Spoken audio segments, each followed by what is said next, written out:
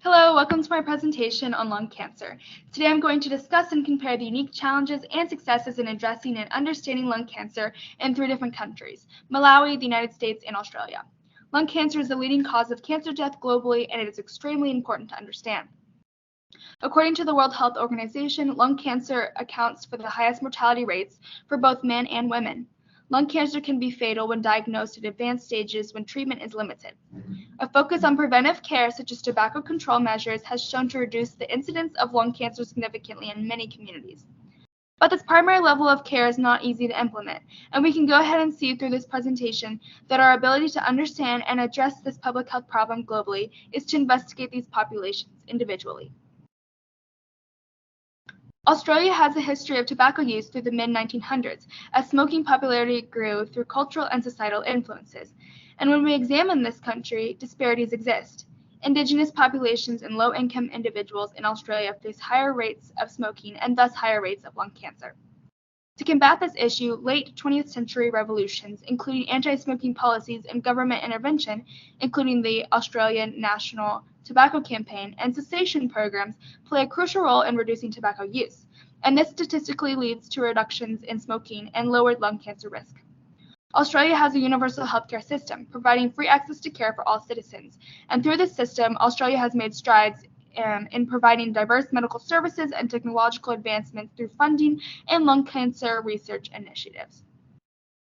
However, challenges arise in fragmented financing, long waiting lines, and limited coverage for certain services. From a policy perspective, challenges in sustaining anti-smoking laws and achieving equitable treatment of all persons in each Australian territory is quite difficult. In the United States, we see a similar history of tobacco use in the mid-1900s, and cultural shifts in the United States driven by anti-smoking campaigns and policies have successfully reduced tobacco use, just as they have in Australia. Black populations and low-income individuals are still disproportionately affected and have higher risks of tobacco use and lung cancer, unfortunately. The U.S. GDP spent on healthcare is far above the average of any other developed economy, yet we experience low life expectancy at birth and high rates of people with multiple chronic diseases, namely lung cancer. A large problem we see is inequitable access to healthcare across the U.S.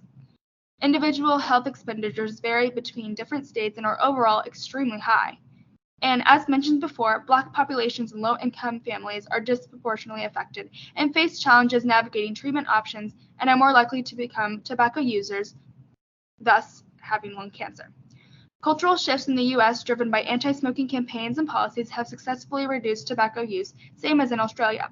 But ongoing challenges persist in both countries, including sustaining progress and addressing disparities affecting vulnerable populations. Overall, the U.S. healthcare system, dominated by private insurance, faces challenges in providing access to quality care and providing it at low costs. Disparities in lung cancer rates based on economic status and race emphasize the need for targeted intervention. In Malawi, we find distinct challenges and strengths. With a historical health perspective focused on communicable diseases like AIDS or malaria, lung cancer is relatively rare and not of top concern. However, it is still important to understand. As one of the poorest nations in the world, Malawi faces barriers in providing adequate and equitable resources to all. Malawi's healthcare system relies heavily on government-sponsored programs with limited resources for research and specialized care. Though we have begun to address and provide preventive care in the recent years, we still have a long way to go with Malawi. As expressed, tobacco use in populations has a direct correlation with lung cancer. Cultural attitudes in Malawi towards tobacco were heavily influenced by its economic importance. The agricultural industry's reliance on tobacco poses future challenges for Malawi.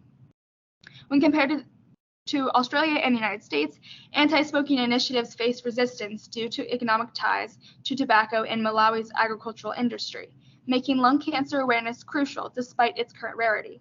This poses a threat to future use of tobacco in Malawi. Healthcare spending varies across the countries, and the United States allocates a significant proportion of its GDP to healthcare with mediocre results. Malawi struggles with limited resources, and Australia faces challenges with fragmented financing. Despite spending disparities, all 3 countries aim to improve health outcomes.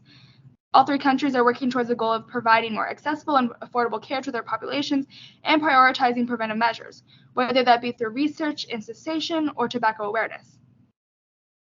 Notable successes in the U.S. and Australia, including the reduction of tobacco use through campaigns and policies, and the ability to allocate resources for research, have been great. Malawi faces resistance due to economic dependence on tobacco. Understanding the policy-focused strategy can help us to create solutions for the future and potentially lower lung cancer risks in Malawi and the rest of the world. In conclusion, there are both shared challenges and strengths in addressing lung cancer globally. By prioritizing preventive measures and fostering collaborative efforts, we can make strides in reducing lung cancer rates and improving the overall health of populations in Australia, Malawi, and the United States. Thank you.